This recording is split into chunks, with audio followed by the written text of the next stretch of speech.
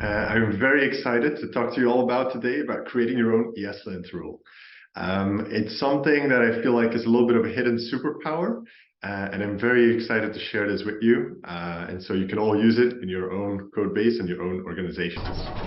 So my name is Christian, and I am a software developer. I was born in Belgium, and I moved to San Francisco about 11 years ago. Right now, I work at a company called Cambly, and before that, I was at Pinterest. And yeah, in my free time, I just love to sail on the bay. But now, back to our own rule, our own ESLint rule. So why would we write a rule like this, right? So one of the first things is like consistent code quality. So what does that mean? Well, one of the things that you'll see if you go into a code base is there might be a lot of different patterns that you see, right? Some people might use arrow functions, other people might not. So how can you actually enforce that code quality across the whole code base? Well, a lint rule can actually help you with that. Things like promoting best practices is very similar here as well. Like if you have a best practice in a code base, but you only see it in one place that is not very valuable. So how do you do that across your whole code base? Next up is reducing bugs. Like if you're fixing a bug, how can you make sure that bug never happens again? Not just in that particular piece of code, but also in other places as well. And the way you can do that again is by adding your own lint rule. You don't have to add, create all of them yourself. There's a lot of them out there already open source. But yeah, sometimes it's necessary to create your own. Next up is like automating PR reviews. I just see people all the time, writing the same feedback over and over and over again. It's like, hey, please do this. Wouldn't it be great if you could just write a lint rule for that? And that will actually make people way more productive as well. One of the cool things that we'll do today with our lint rule that we will write today is that it will actually autofix. And that will just improve devs' productivity, not just your own, but also your teammates. So a couple of examples of where I've used and created our own lint rules. Things like encouraging design system. Like we were using a pretty old design system, and now we're moving to our own. So in order to do that, we actually wrote a lint rule, and we said instead of using this component from, for instance, Material UI, why don't you use this from our own design system? And also explain the reasons why, right? It might be more performant, or it might be more adhering to the styles of your company. Next up is disallowing absolute URLs. This is something I do see quite often, is that, for instance, at Cambly, we were using cambly.com in certain places, but that didn't work whenever we were trying to debug things on local hosts. So by disallowing absolute URLs, we were able to get rid of those kind of bugs. Next up is certain specific accessibility rules, making sure that those stay enabled, that you don't enable that and disable them. It's very similar with things like security as well, right? You can also make sure that you have the right rules enabled there. And then next up there is having a Jira link in your to-do comments. There's so many to-dos sometimes in certain code bases, but it's they never get followed up on. So wouldn't it be great if to-dos, right, in the comments, always had a Jira link attached to them? And again, all of those things you can actually write a lint rule for. But the last one, and this is actually the one that we'll be delving into today, is enforcing a specific date format. Wait, what do we mean with that? Well, one of the things that we saw in our code base is that we were using datefns, and it was actually using a format that doesn't work across the whole world, right? So not everywhere is it that the month is first, then the date, and then the year. That's what we're doing in the US, but that's not the case in a lot of other countries. So this actually didn't work for certain countries. So what we did instead is we created a lint rule, and here you can already see the exception above it, right? It's hey, this particular date format cannot be localized. Please use one of these that can be. So what this looks like, right? I hope everybody is clear here on the screen. So as I'm hitting save, it's actually auto-fixing this for us. So instead of using this month, date, year format, we actually automatically change it to using a P. So next step, what kind of tools are we actually going to need in this particular case? So here, there's a couple that you probably are more familiar with that you might have already heard about.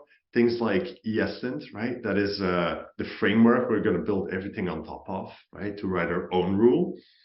And the other thing here, and this is, I wouldn't say super new to the ESLint world, but it's been a bit of a game changer as I've been writing these rules, is making sure that everything is written in TypeScript, even the rule itself, and even the test for the rule too. It actually makes sure that you don't have as many bugs inside of your rule and that it doesn't just break over time. Since I've been using TypeScript for these lint rules, they haven't broken yet. So I think that's a pretty good thing. Next up, the one below that is jests, right? So that's what we're going to use to write our test in. And then this one on the right, this might be the one that you haven't yet heard about. It's called AST Explorer, and we'll dive a bit more deeper into that later in the presentation about what that is and how it's actually useful. So first off, let's start with writing our test. This might seem interesting, right? Why do we start with a test? Like you might have heard about things like TDD, right? Test-driven development. And I'll be honest, I don't really use that in most of the cases, but I do it whenever I write a lint rule. And the reason is you don't really see visually anything on the screen, right? And the other thing is it's super helpful while debugging, because then you can put like console.log statements of like, hey, what is this particular type that is being returned? So yeah, I highly recommend actually in this case, start with your test first. So here we are importing, not from ESLint, but we're importing from TypeScript ESLint. Again, this is making sure that everything is typed. The same thing that you actually see in the line just below there. We're importing options, which is actually a type from TypeScript that we created ourselves inside of our rule. So we start with our rule tester. And the next step, we actually specify all of the options that we can pass through to our own lint rule. So in this particular case, we start with valid patterns, right? So these are all the patterns that we consider to be valid. Do know that in our code base, this list is way longer, but the reason that I made it so much shorter is to make sure it just fits on the screen. But just know like this list can be way longer, right? There's more strings that we can use here that can be localized. Next up, we have our fixable patterns. So here you can see the invalid one, right? The one that we want to auto fix, right? So here we have year, month, date, and then the other one is month, date, year. Both of those we cannot really localize, right? So what we're doing instead, as people are saving or running things like ESLint fix, we will automatically change it to using P instead in both cases. So these are the options. Now, let's talk about the valid cases, right? It's always good to say like, hey, these particular ones, we don't want to raise any exception whatsoever. We want to say like, these are valid formats, and they are, right? So we're doing import format from datefns. Then we're saying, okay, let's format a particular date. In this case, we just take the current date time right now. And then we pass in a string that is valid, right? And we also say like, hey, these are the options that we just defined above. Now with the invalid cases. And so here there's a bit of a distinction between the first and the second item here in this array.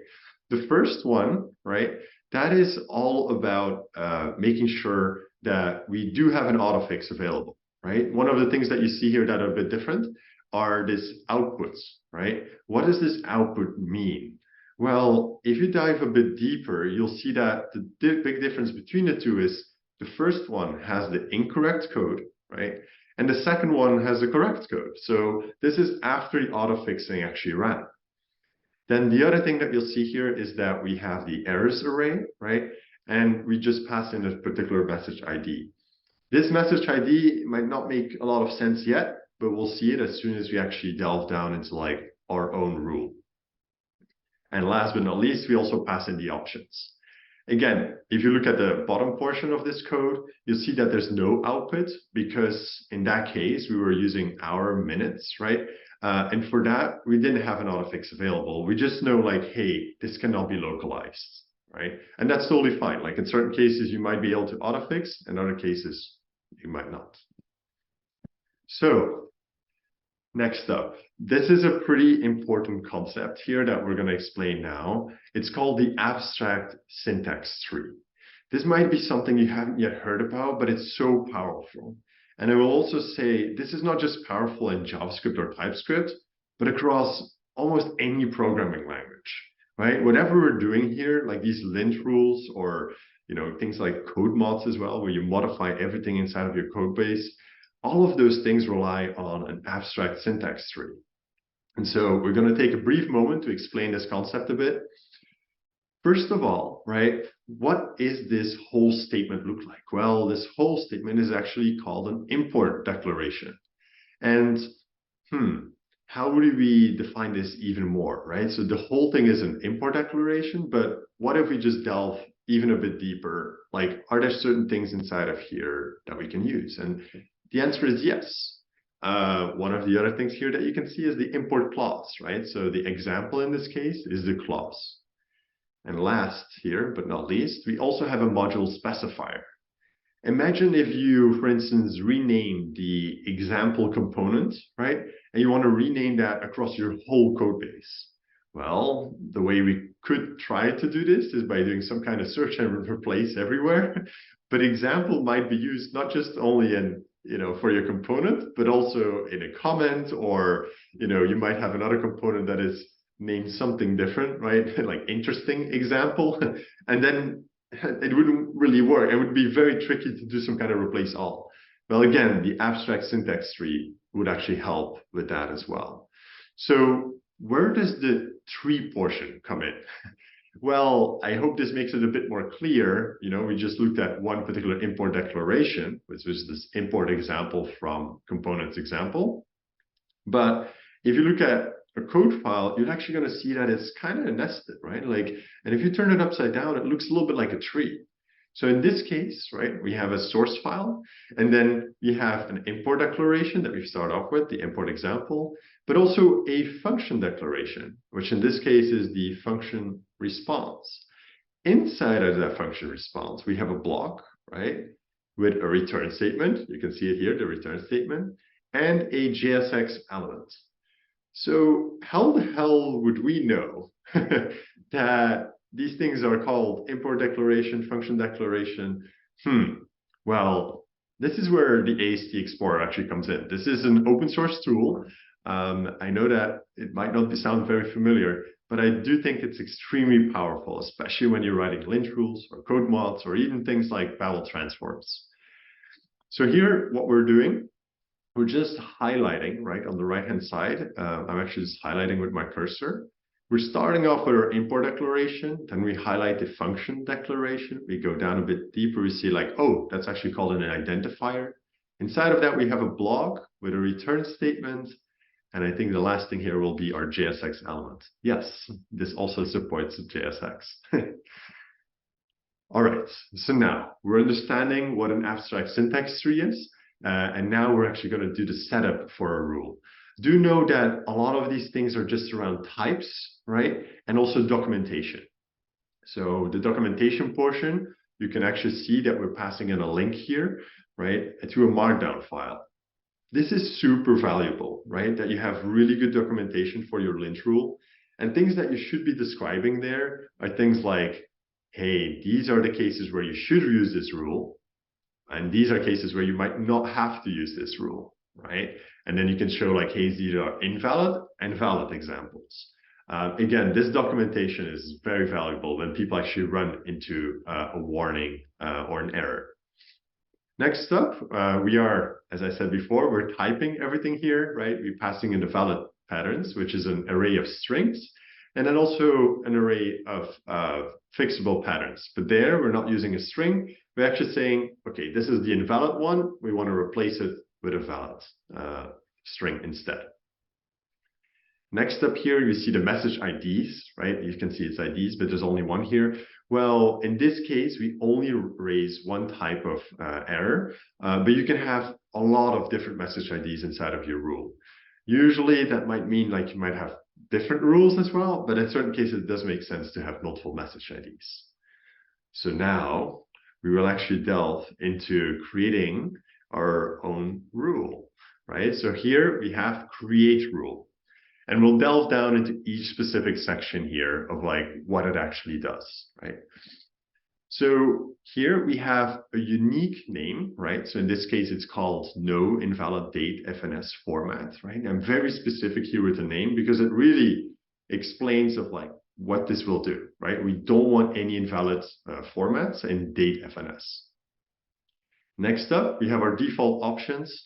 Here, we could have passed, right, a lot of different valid patterns and then allow people to just add more of them or completely override it. But in this case, also for brevity, I just said, okay, let's just start with an empty array, and then the users of this rule can actually pass in the ones that they see are valid. We also have the fixable patterns array that we just also set to empty. I talked about documentation before, but yeah, please put in a good description that explains like what this rule does. And next up, we actually see this invalid date format. I don't know if you like remember, but we had this message ID, right, that we use in our test. Well, this is where it actually comes into play. This is where the invalid date format comes into play. One other thing that you'll see here is that we say date format is not allowed. Please use one of, and it says valid patterns, right? In these curly braces twice. Well, this is something we're gonna replace whenever we raise the error. We're gonna have a list of all of the valid patterns, right? And that's dynamic. Next up, we say, hey, this is actually a type of problem. Like this is not just a suggestion, like this will be a problem in our code base. And next up, we have this one line that's actually very important when you wanna make things fixable, right? Auto-fixable, is that we say it's, hey, fixable in code. The schema itself, I will make this code public. It's a bit longer, but it just makes sure that ESLint themselves can do some validation on the schema. Again, what is the schema for us here? It's actually an array of patterns, of strings, and fixable patterns will be an array of objects. All right, now this is our rule, our actual rule that we got up to. I know there's like quite a lot of setup, but all of that setup is all around documentation, making sure that it is as valuable as possible for people to see things like descriptions, right? And also when to use the rule and when not to use the rule. So now let's start and create our rule. The other thing that you'll see on the left here, right, is an example of a place where that will be an issue, right? This year, month, date, we want to replace that with something. So I showed it here on the left because that's what we're going to use as we run through this rule. All right, so we have our array of valid patterns, right? We set that to empty. Fixable patterns, we set that to empty, all right, empty array. So where do we get these options from? We actually get that from context.options, and it will actually be the first thing that will be passed in. However, we're also, that's the question mark, we're falling back to an empty object, just so there's no type exceptions being raised. Again, this is where really like the power of TypeScript comes in and make sure that you don't have any bugs, right? If people don't pass in valid patterns or fixable patterns, we don't actually want to throw like some kind of error or exception then. We want to make sure that that still works. Next up, we will say what kind of, right? We saw all of these different identifiers, for instance, but in this case, it's called a call expression. So what is the call expression? If you look at the code on the left, so in this case, it's the format, right?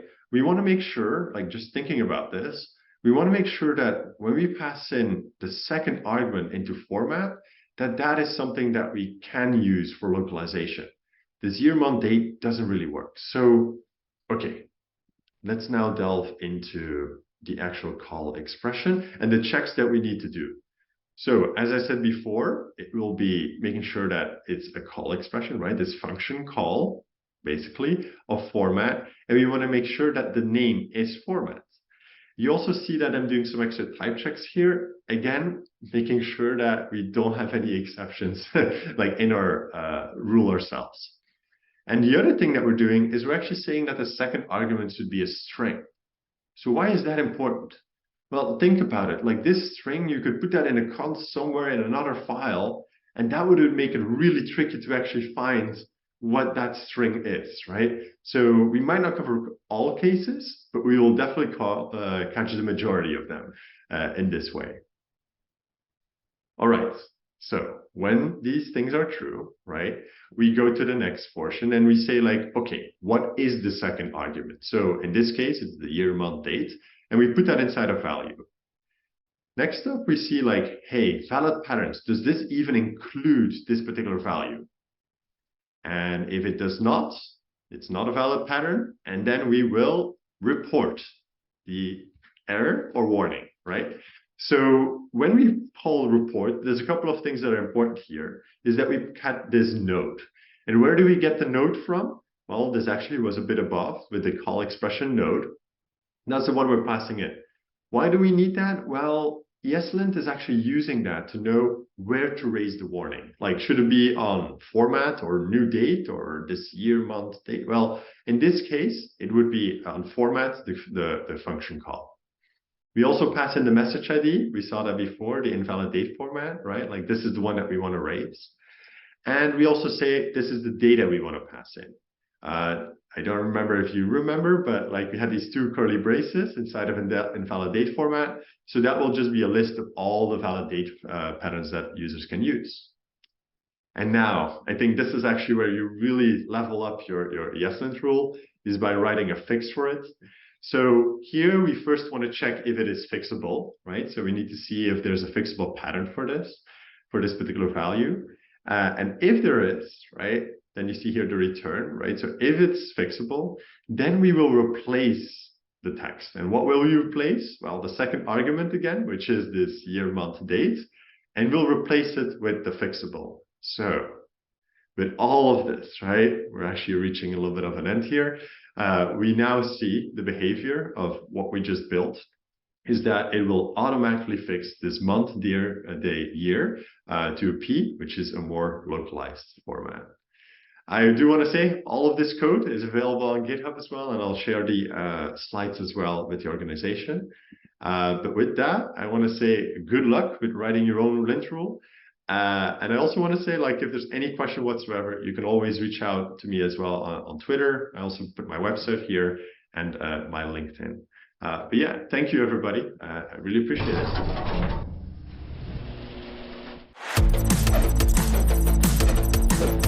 Somos Falabella, un equipo de más de 90,000 personas en 9 países distintos. Juntos hacemos un gran ecosistema que comparte la pasión por la tecnología al servicio del cliente. Sé parte de Falabella y súmate a nuestro propósito: simplificar y disfrutar más la vida.